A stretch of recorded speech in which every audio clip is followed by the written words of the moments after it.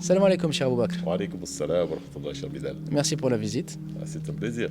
Alors, je vais te présenter à tous ceux qui nous regardent. Donc, tu t'appelles Aboubakr et tu gères une association qui s'appelle MAD.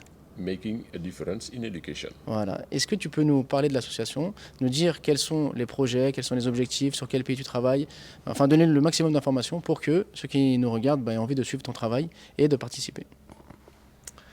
Ça tombe bien, cette association a 10 ans, 10 ans d'expérience sur le domaine de l'éducation. D'accord. Nous avons choisi un pays, le Sénégal, où nous agissons depuis. Et l'historique de cette association, on va dire que c'est du storytelling. C'est une expérience personnelle que j'ai vécue il y a 10 ans de cela, dans un internat coranique au Sénégal, où il y avait 267 enfants. Le chiffre est resté gravé dans la mémoire. On avait démarré, quand on a découvert ce village-là, avec ces enfants-là, pour pouvoir les aider sur la partie bien-être. Petit à petit, la mayonnaise a pris, et au jour d'aujourd'hui, en 2023, nous sommes sur 54 structures scolaires de ce genre. Ça représente plus de 10 000 enfants. C'est énorme. Nous ne faisons pas tout pour eux. Nous apportons du bien-être à travers plusieurs choses. Donc, je pense que l'interview en donnera des détails. Justement, est-ce que tu peux nous dire au niveau de ce que vous apportez? Quand tu dis apporter du bien-être à ces enfants, c'est-à-dire quelles sont les activités que tu mets en place ou quel est le programme que tu proposes pour leur apporter du bien-être justement? Très bien. Si on considère par exemple l'accès à l'eau, souvent les gens ils offrent des puits. Parce que ce qui les intéresse, c'est les sadaqa jariya, les aumônes perpétuelles. Alors nous essayons de travailler dans la durabilité, dans l'entretien et dans un accès, on va dire, intelligent à l'eau. Je m'explique. On peut creuser un puits, mais avant de creuser le puits, nous devons vérifier est-ce que cette eau sera potable. Nous devons vérifier est-ce qu'il y aura de la durabilité pour ce puits-là, est-ce que la nappe ne va pas bouger ou autre. Ce puits-là, l'utilisation de l'eau devra être faite pour qu'on pense toujours au Coran. Par exemple, les enfants feront des ablutions avec, mis à part tout ce qui est hygiénique, pour la douche, pour l'alimentation et autres. Et souvent, nous mettons en place des vergers ou des potagers, comme on peut le voir dans les vidéos, pour que les enfants en fait, aient des activités, on va dire, ludiques autour de l'apprentissage et des activités récréatives. Là, au moment où nous parlons, au moment où nous faisons l'interview, il y a plusieurs structures dans lesquelles les enfants sont en train de cueillir soit des fruits ou des légumes qu'ils avaient cultivés il y a quelques mois. Voilà. Donc cet accès à l'eau est toujours lié à un projet d'arbres fruitiers ou de légumes, de jardin scolaire. C'est le même phénomène pour que les enfants puissent s'épanouir en dehors des heures de cours. Donc pour l'accès à l'eau, que l'on creuse un puits ou que l'on ramène l'eau du forage, l'association ne s'intéresse pas uniquement à trouver l'eau et puis faire une vidéo et que les donateurs soient contents. Non, il faut du suivi. Et c'est ça qui prend le temps. Et c'est ça la marque de fabrique de Made. Parce que nous suivons nos puits. Les puits que nous avions creusés il y a 8 ans, si vous les voyez aujourd'hui, vous pouvez penser que c'est un puits qui a été creusé il y a 1 an. Parce qu'il y a un suivi derrière et voilà. D'accord.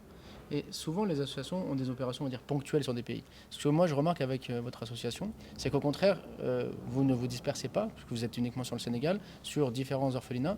Mais donc, il y a en fait un travail permanent. C'est-à-dire vous accompagnez les enfants du moment où ils rentrent jusqu'au moment où ils vont sortir de l'orphelinat. Vous êtes au quotidien avec eux. Enfin, est-ce que tu peux me dire, au-delà des projets donc, qui sont liés à l'eau, qu'est-ce que ça signifie, en fait, cette association? Enfin, qu'est-ce que vous faites exactement? Parce que comme il y a le nom éducation dans l'éducation, dans le nom de l'association, pardon, donc ça veut dire qu'il y a une partie éducative qui doit être importante. Donc, est-ce que tu peux nous en dire plus sur les projets, sur le côté éducatif, etc.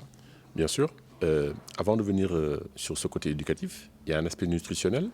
Parce que quand le ventre n'est pas bien rempli ou quand il n'y a pas la santé, on a du mal à inculquer une bonne éducation à l'enfant ou à l'instruire. Donc, nous avons des projets comme l'urgence alimentaire pour garantir des denrées de base. On parle de denrées de base, de denrées de nécessité de base, pour que ces enfants puissent avoir au moins 2 à 3 repas équilibrés, on va dire, par jour. À côté de cela, il faut que les enfants dorment. Il faut savoir qu'un matelas, ici en France, ça ne se discute pas. Ce n'est pas un besoin pour l'enfant. Je veux dire, c'est d'office dans chaque maison. Et dans ces structures-là, si on n'offre pas, si on ne ramène pas le matelas, si on ne ramène pas la trousse de toilette, eh ben, il n'y aura pas de brossage de dents, par exemple, au petit matin, et il n'y aura pas un coucher correct pour l'enfant. Donc ça, c'est d'autant de types de projets qui court pendant toute l'année. Pareil, pour le matériel scolaire, ici, c'est une liste de fournitures. Chez nous, ça va être le mushaf, peut-être un cahier, un stylo. Ça va être vraiment des choses basiques, mais qui vont quand même faire la différence. Maintenant, mis à part tout cet aspect, on va dire, logistique qui est autour de l'enfant, il y a la notion d'espace, il y a la notion on va dire, de la gestion du quotidien. Il y a cet aspect maintenant éducatif. Maintenant, l'éducation au Sénégal, ce n'est pas l'éducation dans un autre pays. Chaque pays a son contexte et nous essayons d'avoir un équilibre pour que l'enfant vraiment puisse demain être quelqu'un qui craint Allah et qui a un métier par rapport à son avenir. Les enfants que nous avons parrainés, par exemple, il y a 10 ans de cela, pas plus tard qu'hier, il y en a un qui m'a appelé au téléphone. Il passe en classe de seconde là, actuellement. Donc, ce sont des enfants que nous suivons. Il y en a certains qui, au jour d'aujourd'hui, sont dans les universités. Donc, alhamdoulilah. Donc, ce sont des enfants que nous suivons du mieux que nous pouvons. Pas tous, mais nous les suivons, parce que suivre des milliers d'enfants, c'est pas évident. Et comme j'avais dit, on essaie d'apporter notre pierre à l'édifice. Concernant les droits des enfants, c'est un sujet d'actualité. Ces structures, souvent, n'ont pas assez de personnel.